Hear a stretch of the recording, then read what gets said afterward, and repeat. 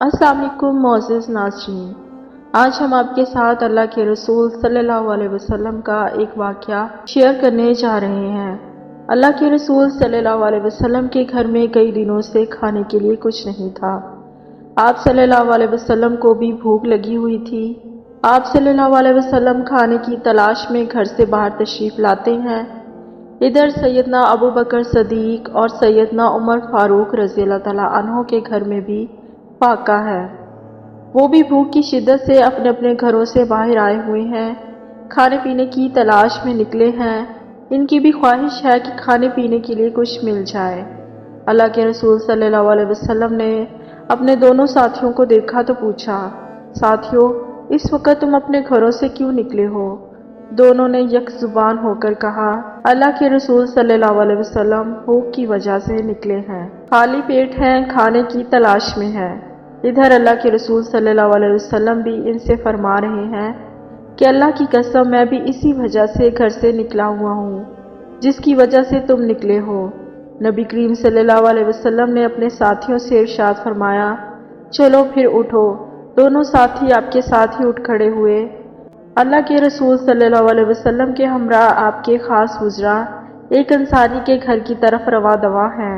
नाजरीन, इस दौर में बागात के अंदर ही घर बने होते थे, यानी बास बागात ऐसे हैं कि पानी का कुआं भी बाग के अंदर ही होता था। अल्लाह ताला की मर्जी ऐसी ही थी कि जब अल्लाह के रसूल सल्लल्लाहु अलैहि वसल्लम इस सहाबी के घर तशरीफ ले गए तो इस वक्त वो अपने घर पे ना थे। इनकी अहलिया ने जब अल्लाह के रसूल सल्लल्लाहु अलैहि वसल्लम को और सैयदना अबू बकर सदीक और सैयदना उमर फारूक रज़ी अल्लाह तआला अन्हा को अपने घर की दहलीज पर देखा तो बड़ी खुशी से कहने लगी, खुश आमदीद, आप लोगों का आना मुबारक हो। अल्लाह के रसूल सल्लल्लाहु अलैहि वसल्लम ने इनके खामद का नाम लेकर पूछा, फलाह कहाँ हैं?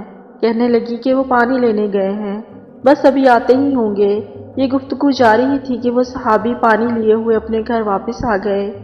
उन्होंने देखा कि अल्लाह के रसूल सल्लल्लाहु अलैहि वसल्लम और इनके दोनों साथी इनके घर के दरवाजे पर खड़े हैं तो इनकी खुशी दीदनी थी। अल्लाहु अकबर! इससे बड़ी सादत, इससे बड़ी खुशकिस्मती क्या होगी कि कायनात के इमाम इनके घर के बाहर तशरीफ लाए हैं। बेख्तियार कहने लगे, अल्हम्दुलिल्लाह, अल्लाह तेरा शुक्र है, आज मुझसे ज़्यादा खुशबख्त और खुशकिस्मत कोई नहीं कि मेरे घर में वो मुअज़्ज़ज़ तरीन मेहमान तशरीफ लाए हैं जिनसे बढ़कर आला और अफजल इस कायनात में कोई नहीं। जल्दी से मेहमान को अपने घर में बिठाया।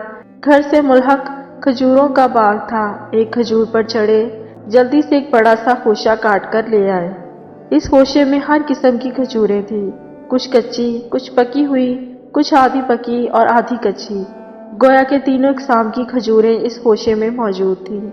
बड़े अदब और एहतराम से मेहमानों के सामने खोशा रखा। अर्ज कर रहे हैं, अल्लाह के रसूल सल्लल्लाहु अलैहि वसल्लम इनको तनावल फरमाइए। अल्लाह के रसूल सल्लल्लाहु अलैहि वसल्लम फरमा रहे हैं, पूरा खोशा उतारने की क्या ज़रूरत थी? वो अर्ज करते हैं कि मेरी ख्वाहिश है कि आप कच्ची, आधी पक्की और पूरी पकी हुई खजूरें जो भी आपको पसंद हो वो आप खाएं। वो निहायत खुश हो रहे हैं कि इन्हें आज अल्लाह के रसूल सल्लल्लाहु अलैहि वसल्लम की मेहमान नवाजी का मौका मिला। मेहमान खजूरें खाने में मसरूफ़ हैं और इन्होंने जल्दी से छुरी पकड़ी और बकरियों के बाड़े का रुख किया। अल्लाह के रसूल सल्लल्लाहु अलैहि वसल्लम अपने साथियों को छुरी पकड़े बकरियों की तरफ जाते हुए देख रहे हैं।